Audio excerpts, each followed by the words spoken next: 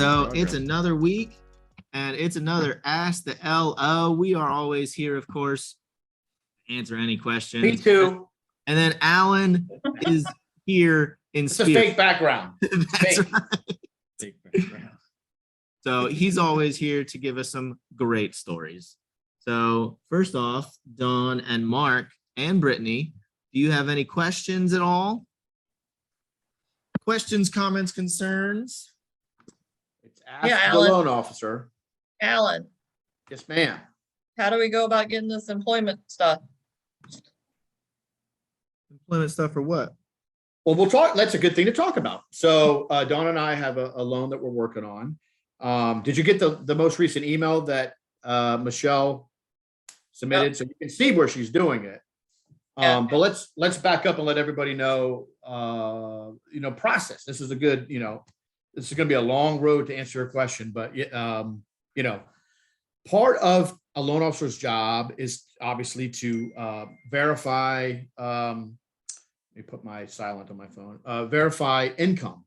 So the one that Dawn's talking about, we've got somebody who's hourly and hasn't been on her current job for 2 years.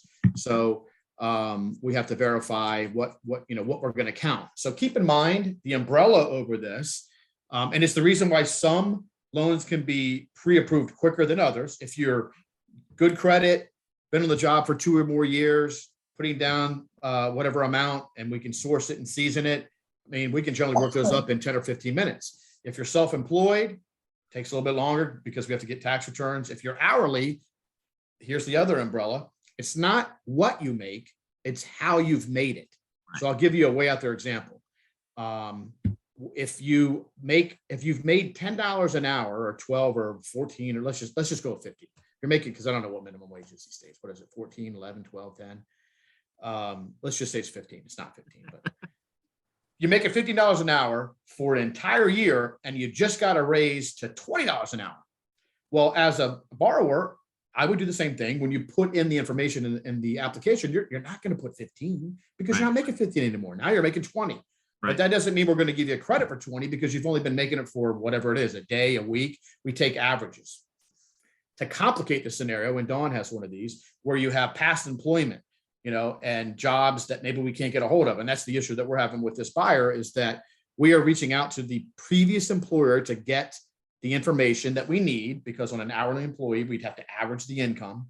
But this employer keeps saying they're not getting anything from us. And we now have presented the borrower with the emails that we've been sending to the email addresses that she gave us, which doesn't surprise me at all, because this happens a lot where, you got a middle person working on this stuff, and one person's telling the borrower one thing and we're telling that borrower something else. Suffice it to say, the borrower can't do anything. And I think this might be where you're going with this. The borrower can't do this on their own for a whole host of reasons, but they could just fill it out. And how would we know that they filled it out versus the employer? So it answers the question that maybe you didn't ask. You asked a specific question, how are we going to fix this? Well, we just have to keep reaching out to the employer. But it also answers a question that wasn't asked that I'd like to touch on is, sometimes I'll have an agent say to me, why is it taking so long? There's all kinds of reasons, and we love to share them with agents as to why things might take so long. It's the back and forth and trying to get things from third parties to verify. And it's almost always around income, and it's almost always around hourly employees. And then to add to that is somebody who's had different hourly rates over the last couple of years and had 2, 3, 4, 5, even 6 jobs in the last couple of years. It just complicates it all. Because another umbrella, this is the third umbrella, there's 1, 2, 3. Mortgages are like a puzzle. We have to have every piece to have an answer. Sometimes we can get that puzzle put together quicker than other times, but hourly employees, we're at the mercy of their previous employers to get that information. Yeah. So what happens with the one company that's sold out and they don't have any records? That could be a problem, but generally speaking, and I'd have to think of my memory banks, my old memory banks, but typically when a company buys out another company, they have their records. Not always, because it could be a small company that just did all their own stuff internally. But yeah, we have to dig into that. Is it a company that was bought out and they used a payroll company? You can go back to the old payroll company. But there certainly are scenarios where, you could have worked for a company that was, maybe only had 3 employees and then it went out of business. that could present a problem once we get all the information. Again, mortgages are like for all parts of it. I learned a new acronym, 31 years in the business. I learned a new acronym, CALI, credit, assets, liabilities, and income. We have to have all of that, CALI, all that information. And sometimes one piece of that puzzle can kill a deal. I'll give you an example. If a particular loan, the way that it's structured and is requires a VOR, a verification of rent, and we can't get it, that alone could kill a deal. It just depends on the type of loan. And generally speaking, I don't want to get too deep in all this, but if you've got a manual underwrite, which is a marginal loan, it's going to require, you're not getting an AUS, automated underwriting system approval. You're manually underwriting it. There's going to be added layers. So you want to find out, hey, did this person pay rent on time for the past year? So you could be trucking along and everything be good. And then all of a sudden, okay, hey, we got to get a VOR, verification of rent, and you can't get it. Or you get it and it doesn't say what you want it to say. It says they paid late 6 times, or they took upon themselves, as I just had one recently, they took it upon themselves to, in their own head, when they sent the rent in cash, oh, we did $200 or $300 worth of work this month, so we're just going to pay $200 or $300 less. None of that counts. I mean, the renter obviously is not in charge of. Yeah. They're not, you're not in charge of what you do. Now, it might have all been legitimate.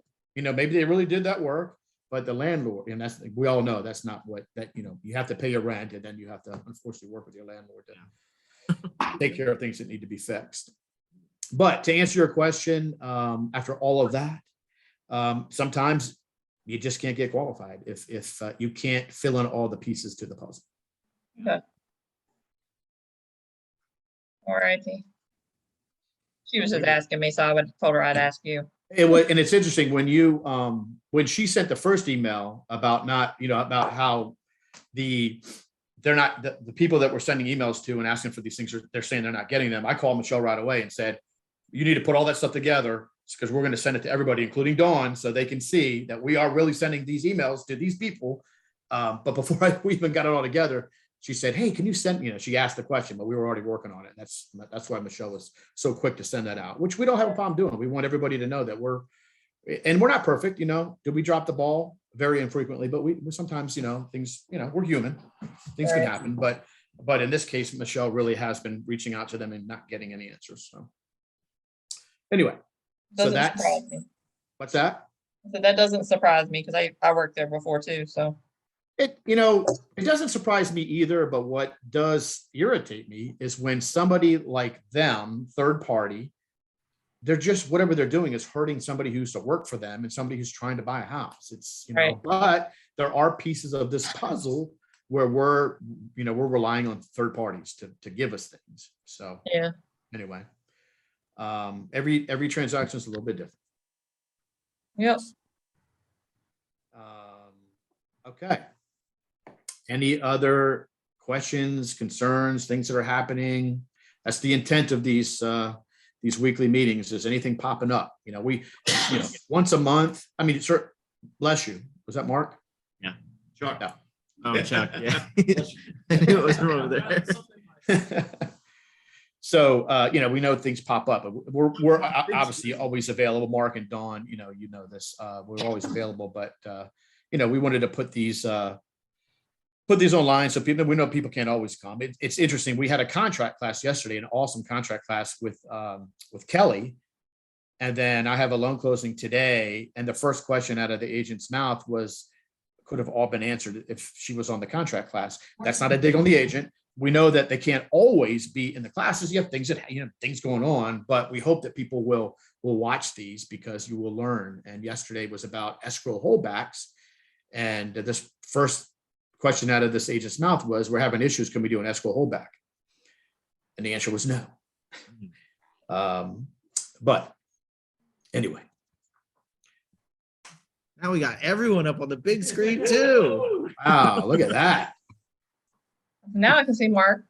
There he is. There's Chuck, And Mr. Chuck. Birthday Boy. Chuck, Mr. Double Nickels.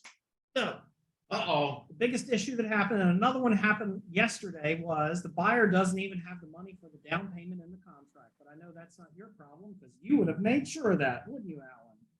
Well, I would have tried. Right. We Another do. complaint we that, do- yeah, the buyer doesn't have the money, and they're you know, And this it's, is different than the one that we were talking They're about. under Yeah. 3 days ago. this is yeah. So I mean- was this at settlement or prior? When was this found out? Probably like this one, I think, was a week before closing. Oh, nice. And what was the reason? Well, I haven't gotten a reason because our agent is the listing agent and the buyer agent is refusing to communicate and is telling them to make sure they bar any communication because the agent doesn't need to know. Oh, interesting. Well, that you bring up a good point. Good talking point here. We do a consultative, we take that consultative approach with people and we let them know the money they have to have. But here's where people get tricky. Maybe somebody wants to let's say that somebody needs $20,000 to make it all work. And that's the down payment, closing costs, whatever. Somebody wants to get out of a contract. They have $20,000, but they go buy something on purpose that costs $5,000. Now they don't have 20 anymore. There'd be two sides of that. Well, they don't have the money, so I don't ever put it past people doing stuff like that to maybe get out of a contract. I'd like to think that most people would know that if you need 20,000, you can't spend it before settlement. Well, you bring up a good point with saying that, Alan, because maybe we need to be more aggressive as listing agents saying the escrow deposit in the contract needs to be your down payment. You can't spend it if it's in the escrow account. Yeah, I don't think you can and that maybe we need to over communicate that a little bit too, because we might think it's common sense, but and honestly, well, that's a different part of it all. But if we only know what people have based on a statement date. So if we have a statement through the 15th and then they're not closing to the 30th, we don't know what the heck they do between the 15th and 30th. We've already verified they have the money, but they need to know that they have to have it. And most people, they know. I tend to think that if they don't have it anymore, they must be trying to pull some shenanigans. Here's the thing. We have more contracts falling apart right now, and I think they're using it as the excuse. It's the reason I don't have the money. One was I was going to get a gift letter and it's not coming through. And the one that happened yesterday, I don't know the reason behind it, but maybe that person just doesn't want to buy it. Yeah. It's like, just give them a release then at that point, move on, because what are you going to do? Yeah. Yeah. But I Tie it understand the sellers are pissed. The agent wants blood. I get it. Contracts are not geared around it.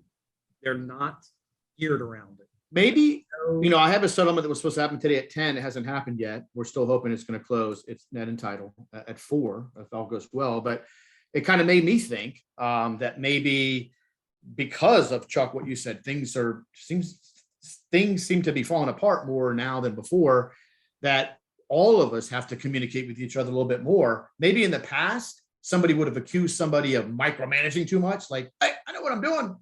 But I've got one where, the termite we were trying to close today at 10, didn't happen. The termite wasn't even ordered till last Friday. Can that work out? Sure, if there aren't any termites, but there are. Now I have a termite report that says there's no termites. And I also have another termite report that says there are termites. Oh, The HOA docs weren't even ordered until last week. And the buyer's agent's the one that had to push. So maybe going forward, there just would be a lot more of everybody at the risk of being accused of being micromanaged. But I mean, this listing agent on this transaction really has dropped the ball on, there's HOA violations when we were finding out, and settlement was supposed to happen 2 hours and 18 minutes ago. There's HOA violations. We don't know if the roof was fixed correctly. We don't know if there's termites. There is termites, there's not termites. We're probably going to have more and more of that because we're going to have more agents that are taking on other jobs, part-time jobs, figuring out what they're doing, and they're not going to be as on point on their deals. You know about this one I'm talking about? No, I don't. Okay, because you said something that, yeah. So this agent has a full-time job, not as an agent. So There was, I was talking through with one of my agents last night. They got a deal that they were working, everything was being worked out, and then the client decided, I found another agent's going to do stuff cheaper, just transactional. And I'm going We to deal do with that all the time in our business. after they spent, months working with people. And I think we've all got to be very careful and cognizant of that, because there's agents out there that are getting more and more desperate for a deal. They'll do anything for $500 now, and it's like, good grief. So we haven't found out yet who that agent is, who's now offered their services. And, and our agent's like, well, I'll match, I'll do something. I'm like, I hate that words that you got to say, I will match, or because all we're doing is degrading ourselves, Right. Yeah. Before you know it, we're 0.5%. it's just, it sucks. But these flex markets, we're in a flex market right now. We're in a changing market that you got to be on top of it. And that's we got to keep up with this stuff, like cash. People, 3 deals in a month that we've had that is, I don't have the money anymore. Maybe we've got to be thinking, put it as a down payment, a deposit. Deposit. Proof of funds. I mean, I've been saying proof of funds, but Alan just said a really good thing. What happens if I spend my money? Yeah. If you don't have the loan commitment, Yeah. you still have a contingency hanging out there that you could still get out, because our contracts say, and I'm sitting here saying, I've said in the meetings, get your proof of funds, know they got the money, know there's everything there that's going to protect you. But what Alan just said was so true. Just because I got the money today doesn't mean I have it tomorrow for closing. So sorry, I went out to the grocery store and, I had to make a run to Costco. Money's gone. Or they did something which our top 10s list tries to counteract, don't do this, don't do this, don't do this. And at the end of my top 10 things document, which I created years ago and have been revising a lot when new things happen, is while doing any one of these things might not prevent you from purchasing, it at the very least will complicate things. Yeah. I've had people call me. Well, I had somebody, I had a buyer the day of closing. We knew they were trying to buy a car because we monitor the credit. Again, why in the beginning in our consultative approach, we tell you at the very beginning, your loan is going to be monitored. I used to say until the day of settlement. And because this happened, I changed it to till after settlement, because it really is monitored after settlement, because it just simply put takes us time to turn it off. But it's inconsequential in that if we find out something 2 days after settlement, we can't do anything about it if it's all been consummated. But we found out this person was shopping for a car the day of settlement, and he said, well, I thought we were done. I'm like, we haven't gone to closing yet. And he said, well, your thing says that you look at it through the day, to the day, but not through. So that little word I had to change. It turns out he needed a car. He wrecked a car. Thankfully, he was okay, totaled, and he was replacing it with a car with a payment that was lower. But what do you think that did? It just like my form said, it all worked and we still closed that day. It just complicated it because we had to get all that paperwork and back into it again. And if the credit bureau updated the file, would you have to update the score? Because it could screw your score. The score will stay the same because the report was live. I mean, we keep we don't generally mess with actually, if your score changed. I'm going to go on mute for a second. This is my settlement with Jan at 10 that she's going to add to. So I'm going to just mute for a second. Okay. Well, while we're all here and Alan is muted. Now let's talk about Alan. Yeah. Let's all talk about Alan. Good.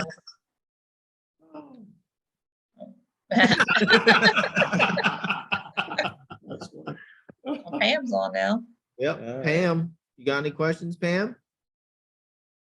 Can't see her. Can you hear me now? There you are.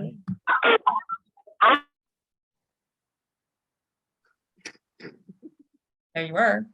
Are you in Rappahannock County, Pam? You're breaking up. All right, so we're getting kids back in school. A lot of the Yep. jurisdictions are getting back up and running. So Yep. the private schools are getting in place. I think people are wrapping up their vacation seasons. Yep. I think we've had a lot of vacations going on. I think we're going to start seeing a lot more activity starting to hit, but you got to be cognizant of some of the things that are going on in the whole marketplace. But there's a lot of need for housing. I keep hearing more and more people that, they're looking for a house. They don't want to put their house on the market. They're looking for stuff, but Yep. I really think I think these interest rates are going to be a tough part. Oh, what about adjustable terms? Have we heard anything more, or is there any more news on stuff like that? So adjustable terms, at least our numbers are still kind of about the same. It's not a huge They're still whack. difference. Yeah. So the another thing that I kind of want to bring up too, just as a side note, we actually just ran into this yesterday, is you as agents don't necessarily have to deal with this, but maybe reiterate to your buyers after closing, you might get scam emails or scam letters saying, oh, this is regarding your loan with Movement Mortgage. We need the deed, we need this information, all this other stuff. So The biggest one is get a certified copy. We have it, Yeah. pay us if you get the certified copy, and it's like, Yeah. So I mean, your deal's not complete till you pay us $29. yeah. So Or more. Yeah.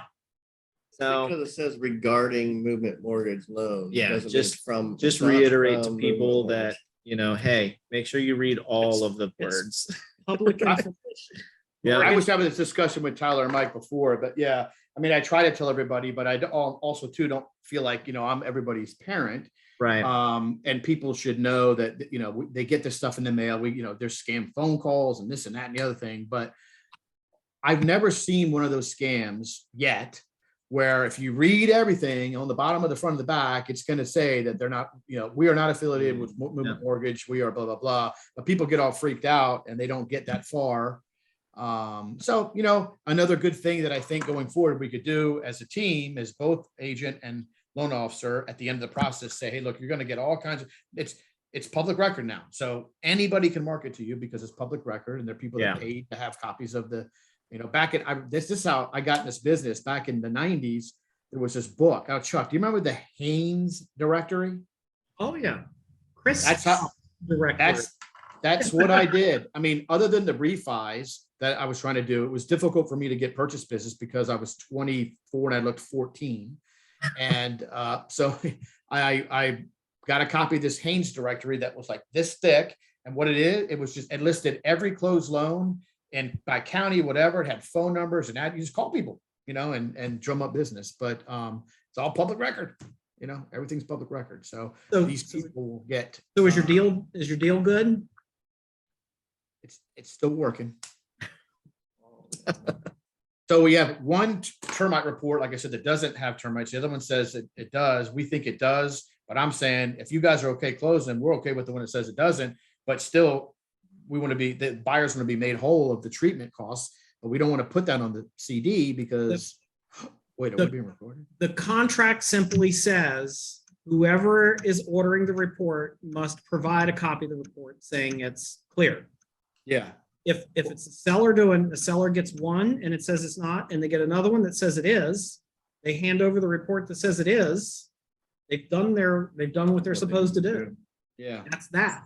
But now the agent, and I see why, wants to get the treatment money because maybe Yes, I totally get. I said, let's just increase the seller concession. We went from 0 seller concessions until 2 hours ago. We increased it to 1,200 for HOA violations and walkthrough items. And I'm saying now, let's just bump it up another 410 and be done with it. Everybody's made whole and they have the money and, So we're doing this under seller concessions, all these things? Yeah. The buyer's taking care of it? Yeah. Wow. So now the buyer started out with 0 seller concessions and now I guess they're going to be up to like 1,600. And the buyer's buying a house. This is supposed to be the exciting day. And now they're dealing with, oh gosh, I got An extra violations, I bullshit. got stuff, and then I've got termites, Wait a and then we've minute, got all termites. this other stuff. And And all because the listing agent has a full-time job that isn't real estate and dropped the ball on a bunch of stuff. So. Yeah. You don't take any liability though by saying take the report that doesn't have termites compared to. Well, look at it this way. We have one, surprisingly, this just happened 2 weeks ago on another one. I'm like, I don't understand how we have one that says yes, one that says no, but we're not in a position to call somebody a liar. I mean, maybe the person said yes, just trying to make money. and Yeah, it's treatment that's not needed, and the other one says there isn't any. So it's a scam. I mean, they're only making money off treatments, and there are Yeah. a lot of scam companies out there. If they see anything, they just list it, whatever. I mean, there's a lot of them out there. Yeah. Right now, there are very few termite inspectors that are actually doing inspections. You can't, the Hard to companies find. that are doing them, they don't have employees that are licensed. They can't do them. You know, So the other one that didn't close last week that's closing right now, with Untitled, the day of the walkthrough, they walked in and the kitchen ceiling was on the floor. Oh, Yeah. yes. Oh, no way. I remember Kirsten showed me the picture that. And it happens. That's the Chuck will tell you, and Dawn will tell you, Mark, too, you know, that's Pam, that's the reason why you do a walkthrough. Yep. Yeah, always do a walkthrough. And it was a chunk of ceiling. It was like the size of a car hood. It was. I didn't It even was- see that picture. Evidently, there was a little leak in the bathroom above and it gave way. I mean, can you imagine if it was 2 days after Yeah. closing the buyer, you know? Yeah. But Wow. yeah, The last house that I moved out of, I was renting while I was waiting for the house I'm in now. And I made friends with the guy that bought it, you know, really nice guy, just everything. The day after he bought it and settled, and I actually moved 2 streets up, I was waiting for this other house. The AC broke. You know, what are the Yep. chances? But it All happens. I warranty. mean, they go when they go. They don't, you know, Right. and it was in the middle of summer, poor guy. And he had 3 kids. No, actually 2 at that time. My wife was pregnant with number 3. That sounds like a home warranty problem. And you know what? He did get a home warranty. There you go. I will just leave it at that because we're being. You need to share that ceiling Yeah, the next issue thing is to get it more covered. often. That's a good one. Yeah, I'll be honest. I've been lucky that I haven't had. I mean, I've had way fewer things happen than have. You know, one I think, you know, a storm the night before and a tree fell in the house. That was not too long. A couple, you know, but thankfully, knock on wood, more things work out than don't. But you never know. Things happen in a house, and nobody, you know, they just happen when they happen. Yep. You know? When I moved into this house, my downstairs basement bar refrigerator worked great. And then 2 days after when I went to stock it, it didn't work anymore. So it happens. What are you stocking that downstairs freezer with? Water. Wait. Yeah.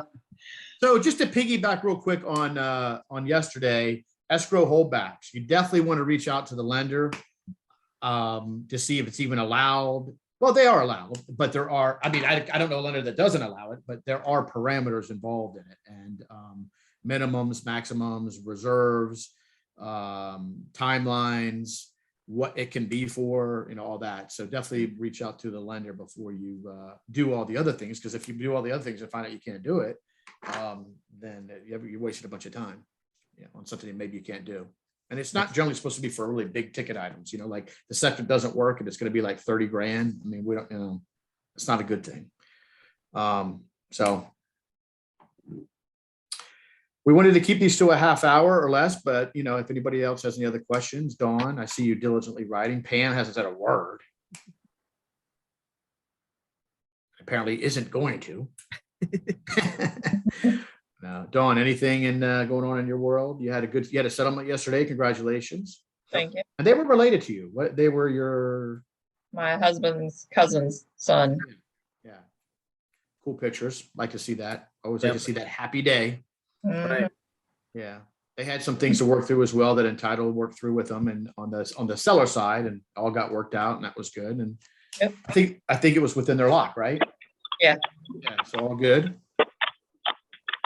Like the positives and the settlements. Oh, Yeah. Pam, what you got? I'm just saying, hey, Oh, hey. I kind of did it on my cell phone, so bear with me with technology. Okay. Connection, I mean, that sounds like a 1980s connection that she's got, you know? I mean, Jeez. She's got one of those bricks size of my yeah, I mean, forearm. I remember my cell phone call sounding like that. I hadn't heard one in a long time. I would Yeah. say lastly, unless anybody has a question after this, you know, spread the word about our next lunch and learn. We're really big about having guests come. We've got our, it's not a credit repair company. It's our company that we use to pull credit. So Right. he is the credit expert. He knows everything about credit. That's all he does. Yep. You know, anybody, you have any questions, you can't make it, you can zoom in. Tell anybody, tell outside agents. It's just not just for Remax Regency. It's for any agent that wants to come and learn about credit from the expert. Again, not just credit repair, but just how credit works. I mean, Yeah. I think you're going to be surprised at, yeah, he told me something. I'll just tell you this. I had somebody whose credit didn't change at all last, nothing, the profile didn't change last January, February, March, but the score did. And I'm like, Jordan, I don't understand this. I mean, everything's better about this credit profile. And his response was, there's just something weird with the winter algorithms where sometimes people's scores go down in the winter. And that's just the way it is. I'm like, what? I haven't heard that one. I've heard a lot of crazy things, but he's like, so there is a lot of this that doesn't really make sense. I can tell you from my own experience, I look at my credit every single month through my banking website. And I don't have any car loans. I just have a mortgage and I have one credit card and I pay it off monthly and my credit score fluctuates. How can that be? Mine fluctuates 70 points a month. Wow, really? Mine Mine's- fluctuates because what I have, right now, I have no mortgage. I have no car loans. I have nothing. All I've got is some credit card accounts. Yeah. And based upon the balance, because I use them for the business, based upon the balance that when it rolls over is what my score is. Yeah. Mine Because fluctuates about I pay 30, off 35. the entire credit line basically gets used every month. And if I don't hit it on time or pay it off or pay it down, my credit score will drop. But if I pay it down, credit score goes up. So just that simple can be 70 points on the credit score. Yeah. And that's huge. I mean, in our world, well, there are some scores that kill a deal.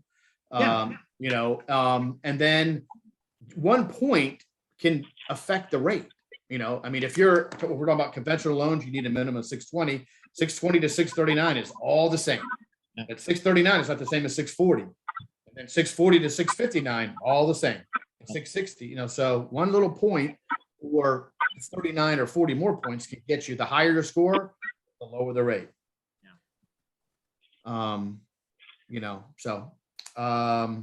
Okay. Well, any other questions? I think that'll do it. All right. Thank you, everybody, for coming. And we will see you next week for our lunch and learn. Next And week. Remax without Dawn. Dawn, you're gonna be on vacation, right? What time is it? 12 to 1. 12 to 1, okay. Are you Don't on forget- vacation? I am on vacation, but that doesn't mean I won't join in. Well, maybe somehow we could get you some food. Yeah, that would be nice. Send me the address that you're vacationing at, and I'll Uber Eats you something. You think we're joking? We might not be. Uber eating, I'm at school. I'll be sitting at the school when doing the Zoom. Just saying.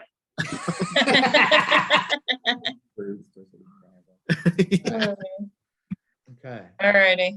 All right, everybody. Thank you. Guys. Thank you. All right.